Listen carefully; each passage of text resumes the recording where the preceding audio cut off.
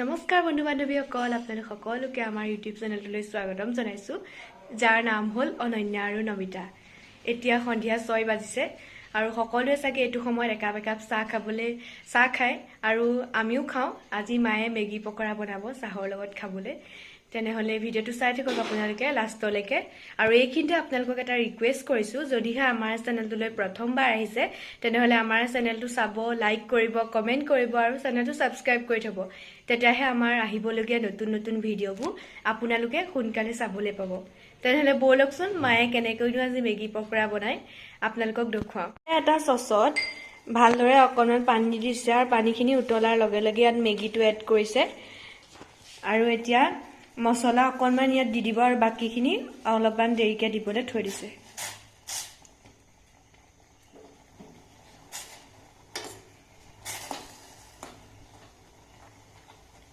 এয়া মেগীখিনি ভালদৰে অলপ 2 মিনিট বা 3 মিনিট সময় মেগীখিনি ভালদৰে বইল হোৱালৈকে আপোনালোকে এনেকৈ লৰাই থাকিব।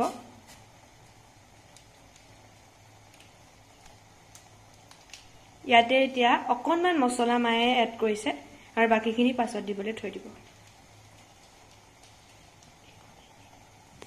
চাই থাকক ভিডিঅ'টো লাষ্টলৈকে। বাউলত সিজোৱা মেগীখিনি লৈ লৈছোঁ। তাতে মই এতিয়া অলপ পিঁয়াজ এড কৰিছোঁ। অলপ পিঁয়াজ এটা কাটি লৈ পেলাই তাতে এড কৰি দিব। অলপমান ধনিয়া দিব।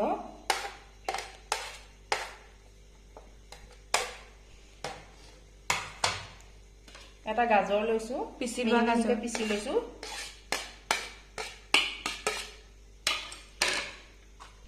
তিনি চামুচ ময়দা দিছোঁ আৰু 3 চামুচ চুজি দিছোঁ। চুজি দিলে পকৰাটো খাবলৈ খুব ভাল হয়। ইয়াতে অকণমান গৰম মছলা এড কৰিছোঁ।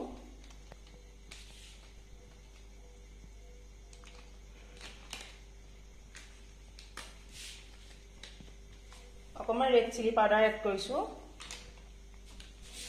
আৰু আগতে যে মেগীৰ মছলাখিনি থৈ দিছিলোঁ সেই মছলাখিনি ইয়াত এড কৰি দিছোঁ। সোৱাদ অনুসৰি অকণমান নিমখ দিছোঁ আৰু সোৱাদ অনুসৰি অকণমান হালধি ইয়াতে এড কৰিছোঁ।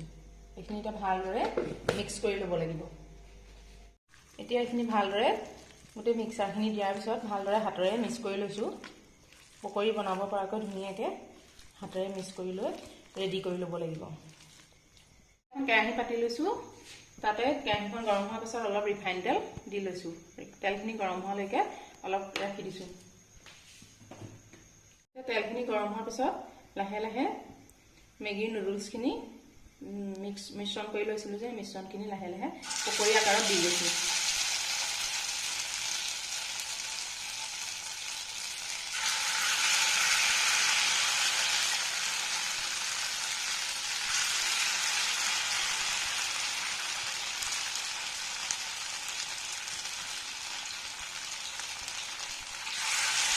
কমকৈ দি যাব, সৰহকৈ কেৰাহীখনত দিলে লাগিবলৈ ভাজি যাব পাৰে। সেয়েহে কমকৈ 5টাকৈ দি দিছোঁ। আপোনালোকৰ যদি কেৰাহীখন ডাঙৰ হয় তেতিয়াহ'লে সৰহকৈ দিব পাৰে। কেৰাহীখন সৰু সেই গতিকে কমকৈ দি দিছোঁ। লুটিয়াই দিব, খাব যাতে ভাজি নাযায়, সাৱধানেৰে লুটিয়াই দিব।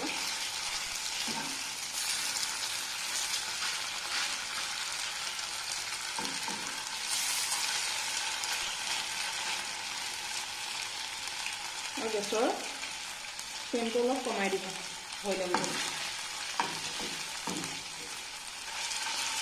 যদি বহাই থয় তেতিয়া মেগীৰ হেৰি পকৰাকেইটা বাহিৰটো দেৰি যাব, ভিতৰটো নিসিজিব। সেইকাৰণে ভলিউমটো কমাই লৈ পেলাই কম জুইত লাহে লাহে ভাজি থাকিব। এতিয়া পকৰাকেইটা গল্ডেন এণ্ড ব্ৰাউন কালাৰ হোৱালৈকে এনেদৰে ভাজি থাকিব। আৰু মোৰ এইকেইটা গল্ডেন এণ্ড ব্ৰাউন কালাৰ হৈ গৈছে, সেইকাৰণে এইকেইটা নমাব পৰা হৈ গৈছে। এতিয়া এইকেইটা নমাই লৈছোঁ। নমাই লৈ আকৌ এইকেইটা দিব লাগিব।